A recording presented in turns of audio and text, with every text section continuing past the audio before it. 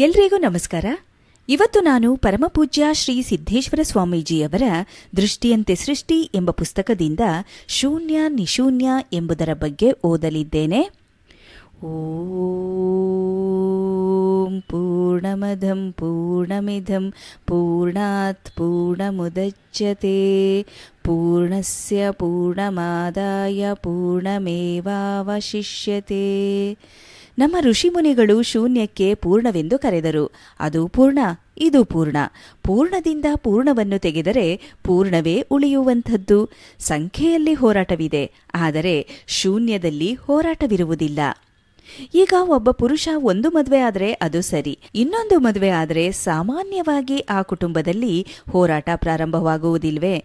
ನಾವೆಷ್ಟೇ ಓದಿರಬಹುದು, ಕೇಳಿರಬಹುದು, ಎಲ್ಲವೂ ಒಂದು ದಿನ ಮರೆತು ಹೋಗುವಂಥದ್ದು, ತಲೆ ಖಾಲಿಯಾಗುವಂಥದ್ದು, ಮನಸ್ಸು ಬರಿದಾಗುವಂಥದ್ದು. ಈ ಬರಿದಾದ ಮನಸ್ಸೇ ಶೂನ್ಯ.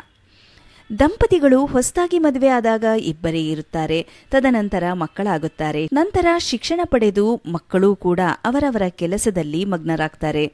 ನಂತರ ಉಳಿಯುವುದು ಅಜ್ಜ ಅಜ್ಜಿ ತಾನೆ. ಅವರು ಶಿವನ ಕರೆಯ ದಾರಿ ಕಾಯುತ್ತಾರೆ. ಬಳಿಕ ಉಳಿಯುವುದು ಶೂನ್ಯವೇ. ಇದರರ್ಥ ನಮಗೆ ತೋಟ, ಗದ್ದೆ, ಹೊಲ, ಮನೆ, ಮಕ್ಕಳು, ಒಡವೆ, ಐಶ್ವರ್ಯ ಇರಬಾರದೆಂದಲ್ಲ. ಅವೆಲ್ಲವೂ ಹೊರಗಿರಲಿ, ನಮ್ಮೊಳಗೆ ಶೂನ್ಯದ ಅರಿವಿರಲಿ. ಶೂನ್ಯವೆಂಬುದು ಕಾಲಪುರುಷ. ಕೊನೆಗೆ ಉಳಿಯುವಂಥದ್ದು ಶೂನ್ಯ ಒಂದೇ. ಈ ಶೂನ್ಯದ ಅರಿವುಳ್ಳವರೇ ಸಂತರು, ಶರಣರು. ಅವರೇ ನಿಶೂನ್ಯ ದೇವನಲ್ಲಿ ಬೆರೆತು ಒಂದಾದಂತಹ ಮಹಾಪುರುಷರು ಎಂದು ಪರಮಪೂಜ್ಯ ಶ್ರೀ ಸಿದ್ದೇಶ್ವರ ಸ್ವಾಮೀಜಿಯವರು ದೃಷ್ಟಿಯಂತೆ ಸೃಷ್ಟಿ ಎಂಬ ಪುಸ್ತಕದಲ್ಲಿ ತಿಳಿಸಿರುತ್ತಾರೆ. ಧನ್ಯವಾದಗಳು.